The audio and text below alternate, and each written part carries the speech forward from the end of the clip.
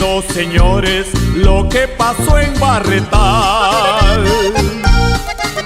Un hombre y una mujer ya se han muerto en manos de un criminal. La luna se daba gusto brillando cuando aquel hombre llegó. A su hijo en cuna lo encontró llorando y a su mujer no encontró. Bajo las ramas de un árbol muy grande, dos cuerpos se dejan ver. Uno era de aquel traidor y cobarde y el otro de su mujer.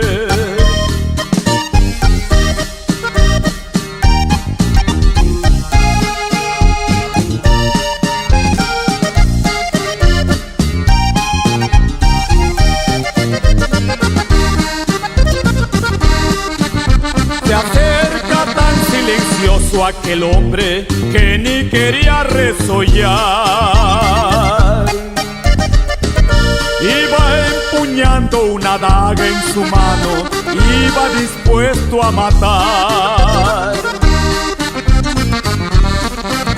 Más de 60 ocasiones su mano la daga lograba hundir.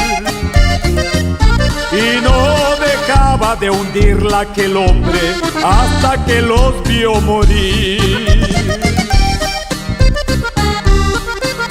Al ver a su esposa muerta le dijo: traidora, mereces más.